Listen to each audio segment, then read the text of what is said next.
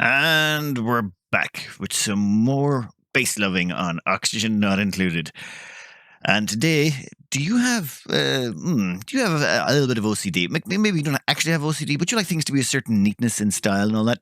Well, if you do have that, you may wish to avert your gaze because this base, it doesn't mind the way it is. It comes warts and all with it's a lived-in base. This is a base where the dupes do things in and that things happen, which is why it may seem that there's a few things lying about the place that would be, those super clean bases. No, no, no, no. Who cares about them? This base is a functional base. It's proud of everything that's going on here. To try and figure out what was going on here has taken me quite a while. I've been looking through this map for about 2 hours. I'm still not sure. I really tried. I can't do it. I'm going to do my best. But yeah, I was away for a couple of days and I may have a little bit of whiskey voice on me at the moment. So as you can imagine, I'm maybe not in the best. So let's see. This here is the living quarters. Everyone comes in here to sleep, which is perfect. They come in here, they grab their naps, everything is golden, and they've got some decent oxygen pressure. There's only 9 dupes in the base, so it's a nice low population base. Then to get out of here, they've got to go through these exosuit docks. So effectively, everything is outside of here. This is a nice big decor exposure area. They are cranked up to the gills in this. Let's check the morale on these ones. 39 morale. Last cycle's decor, plus 12. Hells yeah. That's what I'm liking. Diamond temperature shift tiles and just enough genius sculptures to make this whole place saturated to bits. Then we go outside the front door, and then... Okay, so we fired the garbage man, right? First thing. Next thing up, it's the electrical grid. They're all decentralized. There is no centralized power spine. Well, there's just sort of one down here, but not really. There's just like little power spines off everywhere. So there's another power grid over here, another power grid over here, a separate power grid here, another power grid there. Everywhere there's all these little power grids. So just bear that in mind. None of this is centralized. As well as that over here, we've got the bathrooms. Not quite sure what's going on there. They appear to be flooded and there appears to be only one sink. The water gets put immediately through a water sieve. The polluted dirt comes out of here. Then the water gets stored in these reservoirs. Some of the water is stored up to go back into the toilets. The overflow on it seems to go off over here to a carbon skimmer, though I don't know how the carbon skimmer is keeping up with it. And then the pipes end on a dead end nowhere. I have no idea why. Then we've got this ethanol line going down here, but it's broken there for some reason. I have no idea why. And then, that's coming up from down here, which is where there's an ethanol production facility over here. I haven't found the trees, so I'm not sure where they are yet, but there's got to be trees around here somewhere because there's definitely ethanol. Right, so the ethanol goes out across here and goes down to this power plant down here, which is running this area and providing power to the localized area, which is actually a gas pump and a bunch of other random stuff. Honestly, I can't keep track of all the stuff that's going on here in terms of what each individual power grid runs. However, one thing that has fascinated me endlessly was, where was it? It was over here, up the top left. This here is the liquid oxygen production. That's not water down there. That's liquid oxygen down here. But over here we have a little oxygen production setup, but no filtration going on in this at all. This is just... The electrolyzers spit out their hydrogen and oxygen into a room where there's still stuff all over the floor. And it all gets sucked up by the gas pumps. And then it gets... This one here should be active. Yep, this one here is the active one. But what we have here is probably the simplest, cheapest filter you can possibly construct. Gas pipe element sensor, gas shutoff. What happens is this hydrogen is going to hit that point, and it's going to trigger this to say, turn off. When it hits it, and when it does, that hydrogen will then get shunted off to the right. Watch, look, hydrogen, boom, right out to the right. Next piece of hydrogen, boom, right out to the right.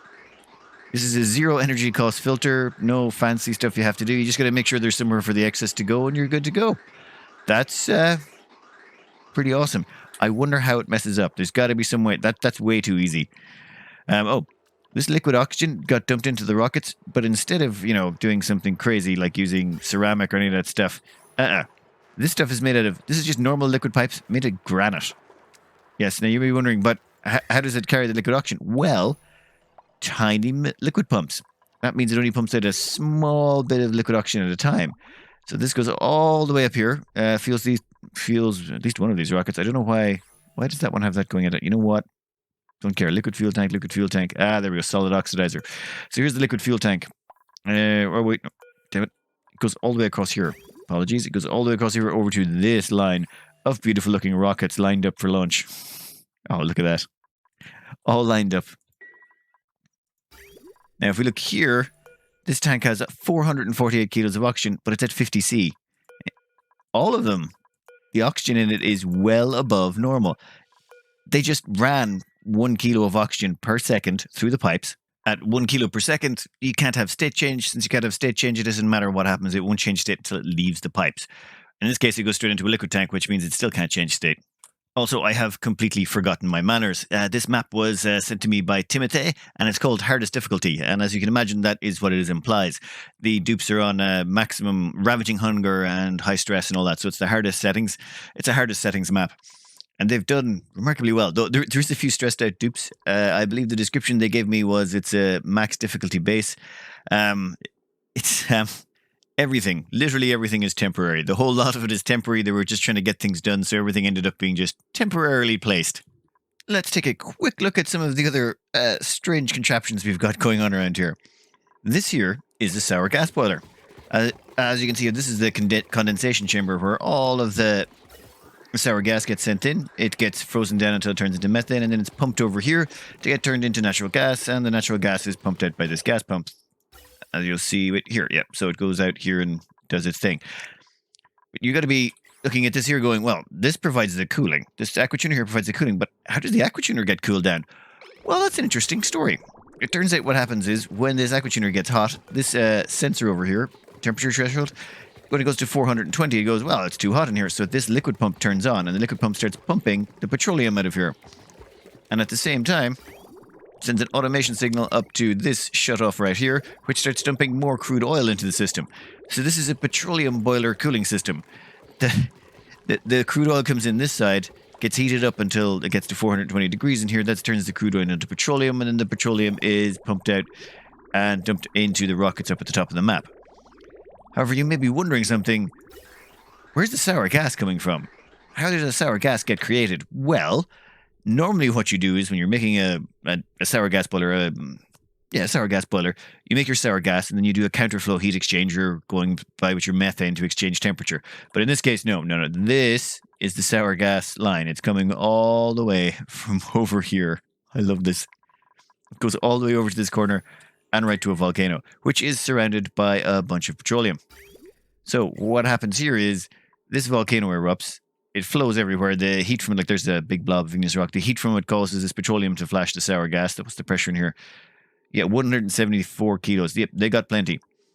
That immediately gets pumped out by this gas pump, which is just sending it through igneous rock pipes. These are not even insulated. There's no insulation going on here. This was, we got sour gas. Who cares if it's a bit warm? And then it gets sent all through here. It goes to a water tank.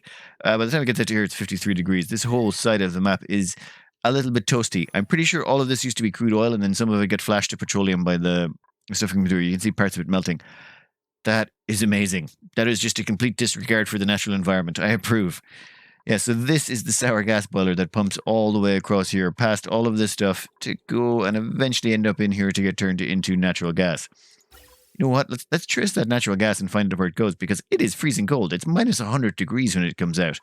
That's pretty damn chilly. It goes up here, powers 2 natural gas generators. Both of those power a localized power grid.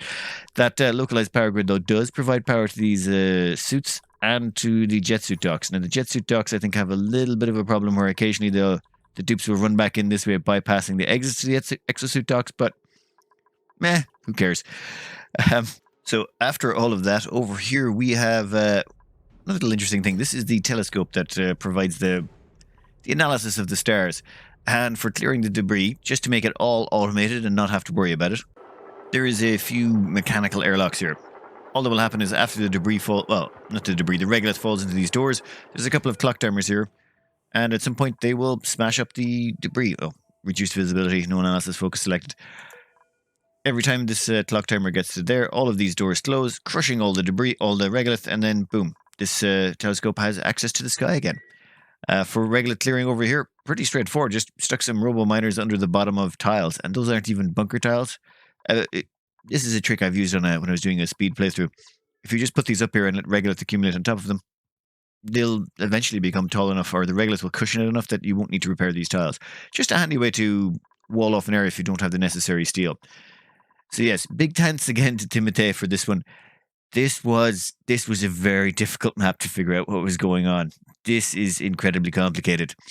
And this down here is, oh my god, yes, a complete disregard for temperature management. There are 2 cool steam vents, 1 iron volcano and 1 gold volcano, and yeah, there is no attempt to keep the heat maintained. They just literally pour down. If you check here, you'll see that there's gold. There's a whole bunch of gold that fell down, or 10 tons of this stuff. But some of that gold is still liquid enough that it falls off the edge through these mesh tiles and then lands up down here beside this gold generator where it solidifies. I have no idea how he's keeping this going. Respect, Timothe. I couldn't do that. I would go mad. I'd have to do something to control the heat. I'd be too worried that in 1,000 cycles' time this place would be an incinerator. You know what? I think it is incinerator. How's that poke shell doing down there? Poke shells can survive to 100 C? Wow, they're not like lobsters at all. Oh, who's getting scalded? No, one second. Oh, but Drecos. There's a Dreco down here. They can survive to 110.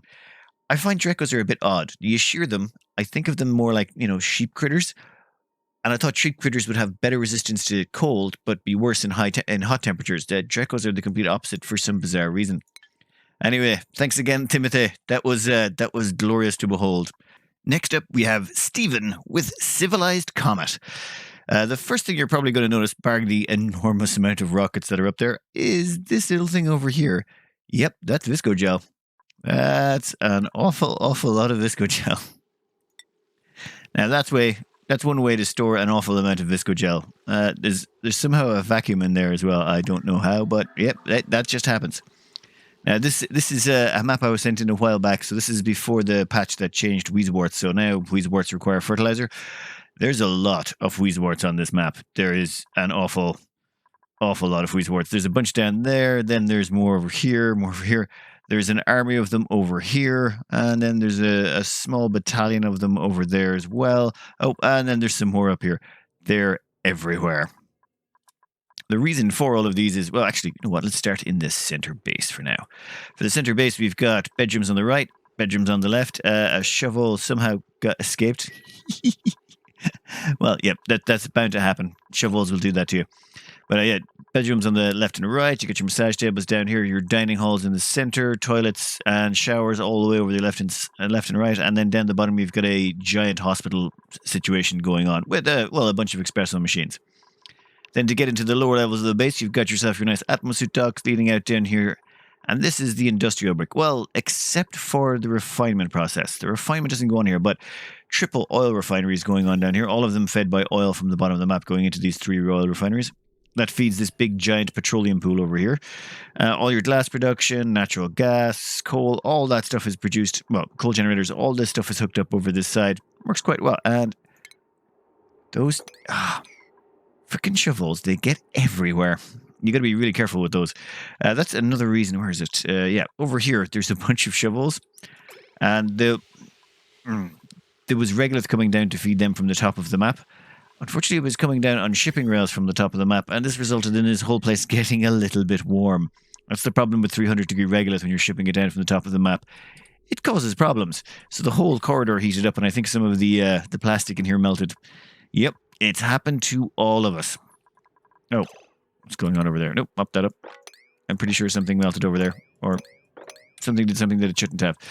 Anyway, over here we have the most enormous set of atmosuit docks here for petroleum. Do you want your jump jets in here? Yep, there's plenty of space. This whole area is just covered in the stuff.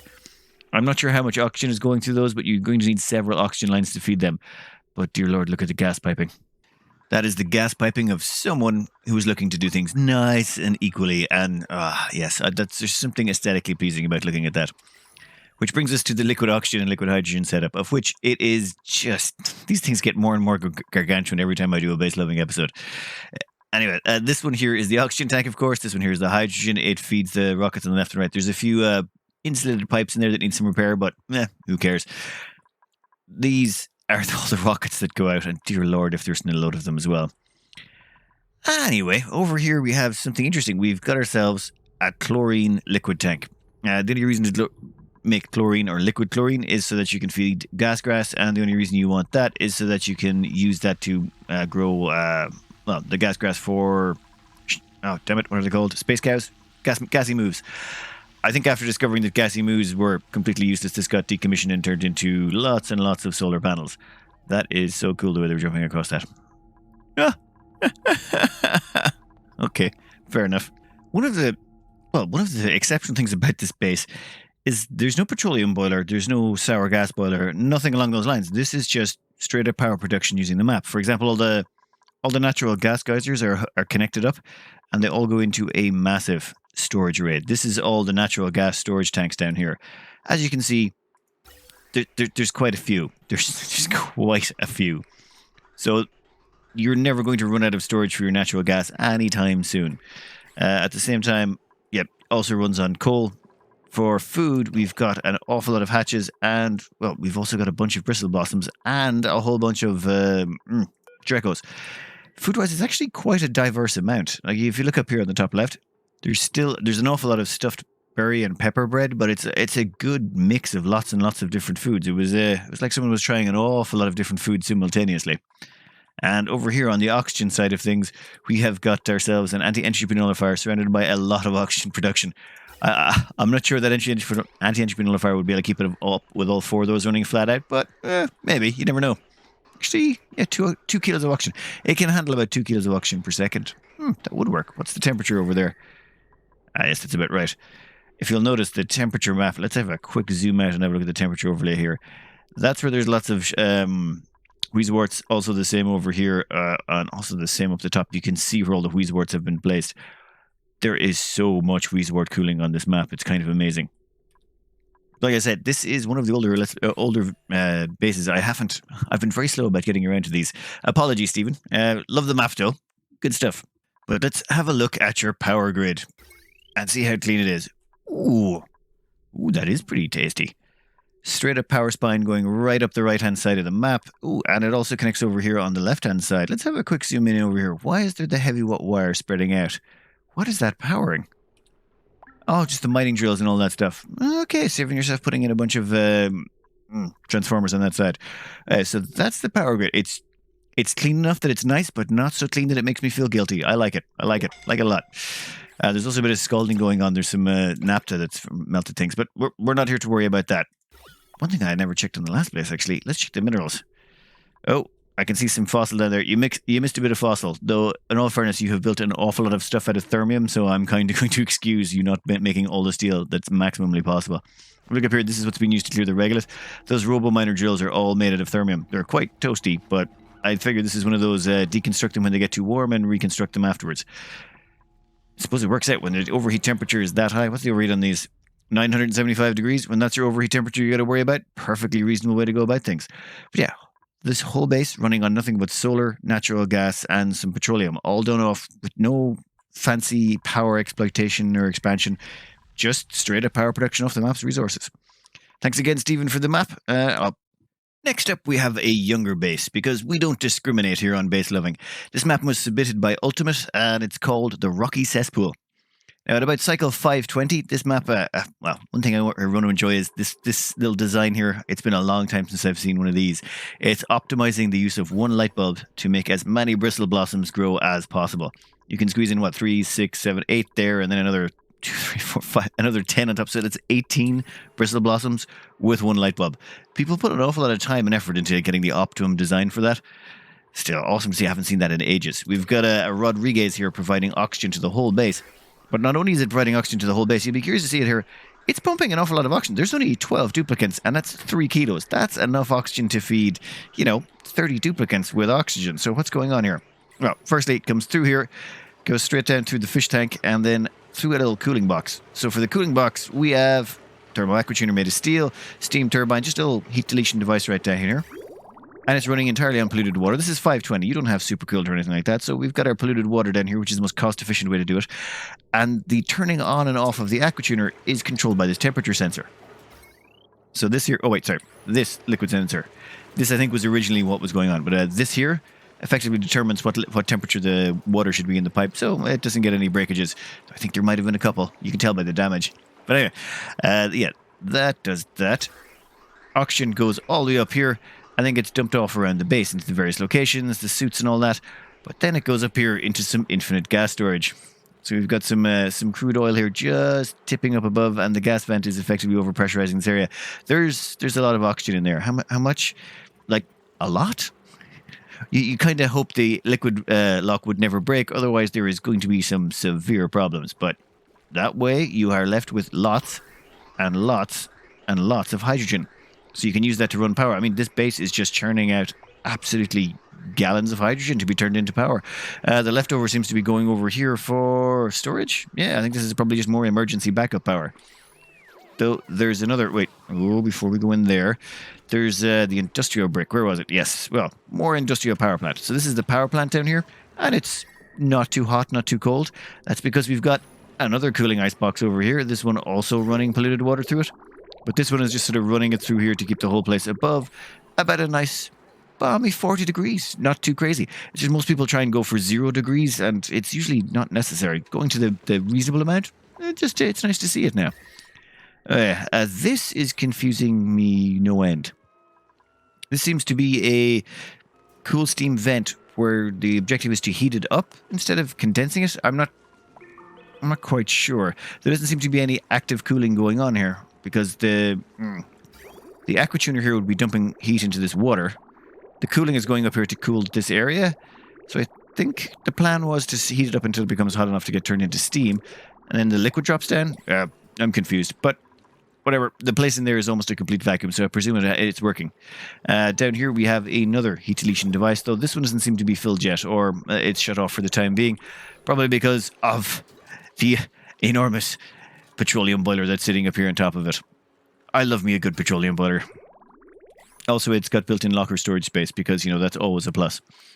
Anyway, the petroleum boiler is providing... well, of course, lots and lots of petroleum. This whole thing is flowing at what? We're getting 9 kilos per second, a nice stable amount. And all the petroleum is being stockpiled over here before being sent off to be distributed about the base. Most of it actually, well, a chunk of it goes down here to be to power the lower edges of the map. This is still early enough on that a centralized power spine is up and run, but we'll go over the power grid in a bit. This comes on quite a lot from what I've been observing, and the carbon dioxide goes down here and feeds the slicksters. The polluted water flows along here, dumps down in there, and then gets thrown into this liquid tank. This seems to be centralized storage and just an amalgamation of all the liquids. The liquid from here actually is what runs the electrolyzer setup. Let's just have a quick look at the power grid on this sucker. So as you can see, it's actually just several smaller grids stuck together. You got to bear in mind, this is still a nice... young crispy base at 521, cycle 521, so it still hasn't gotten around to doing all the big major projects that you start doing late game. But rock solid power, petroleum boiler going on, effectively everything you need to have a nice, decent, sustainable base. Only thing, the gristleberry there, that's going to be very expensive on the water supply, but they do not appear to be struggling at all on the water supply in this map.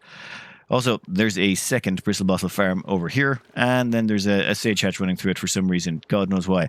Oh, wow, and I completely missed this the first time. This is another cooling box. Let's see what this is cooling. Oh, bristle blossoms. Never mind. Let's check the heat map on this. I'm very curious at this point to see what's going on. So, core base nice and cool. Plants area, all temperature regulated. Rest of the map has mostly not been explored. Well, mostly not been exploited just yet. I find it interesting that they're still using the original outhouses that haven't upgraded to plumbed bathrooms. I think someone was having problems with the Jeremy water. Nope. Hey, these things work out fine. You can run the entire game if you want on these. The only reason I upgrade is just to cut down on the labor cost of changing the polluted dirt in the water. Actually, what's the scheduling like on this? No, scheduling's all set up, 4 people per shift. Wait, am I missing one? Oh, never mind. Oxygen pressure? Actually, yeah, that is looking good across the board. Ooh, a bit starved of carbon dioxide. Oh, yeah, carbon dioxide skimmer down there. Yeah, never mind. It's all good. People complain to me a lot about not giving comfy beds to my duplicants, but you got to admit, that's a nice, efficient barracks we've got going on there. All you need is a few diamond temperature shift plates, some statues, and you could definitely up their decor. Anyway, nothing too crazy going on around this base. Oh, is that another steam vent timber. There is so many temperature deletion devices on this map. I mean, what's that? 1 over there. 2. We've got a 3rd one down here, 4th one over here, 5th one over here that's not in use. And did I miss the 6th one? Wait, was there one down the bottom of the map? You know what? There's a lot. There is a lot of temperature deletion going on all over the place. Also a couple of oil wells that are active. And you have a mop command on the oil? Ultimate. You're doing some crazy stuff on this map. Anyway, top of the map, haven't broken into space yet because it's only cycle 520. And what are they dumping into space? There seems to be one moment while I follow this. I think I figured it out.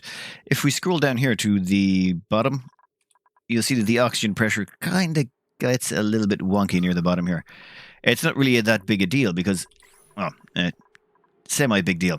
The duplicants come out here, they hop into their Atmos suits, and they can go down to the bottom of the map through here. This whole bottom part is walled in, and door permissions are set so no one can get in and out. So this area here is technically a wall. However, it's got airflow tiles to it and stuff like that. I think what happened is the carbon dioxide pushed its way up in here and started causing a few problems in the base. So some emergency measures were implemented and these gas pumps were installed down here, and there was a couple more lower down here. And what they are doing is they are pumping all of that gas that you see there. They're dumping that all up to the top of the map and getting rid of it as fast as possible. That might also explain the carbon skimmer. Yeah, I think a little bit of overpressurization happened. That's the downside of petroleum generators. They do produce an awful lot of carbon dioxide. Sneaks up on you. Anyway, that's all we have time for today on base loving. I'm going to put out a few more of these anyway before I get back to doing another series. I have a big backlog of these I have to go through. If you have a base you'd like to submit, there's an email in the About section of the video. Just try to include whether you want me to use your email name or some sort of other handle. I'm never sure if I should use someone's full name or their email name, or so if you give me one of those, that'd be great. Also, if you'd like me to share the video, I can link it on the file in case people want to download your base and have a look around and do some perving of their own, so to speak. It's nice to know. I don't put up any. I will not link your base so that other people can download it unless you give me express permission. I just figured that'd be rude otherwise. Big thanks again to Timothe, Stephen, and Ultimate for sending in their bases for us to have a bit of a gawk through. Thanks for all the viewing pleasure, and good luck.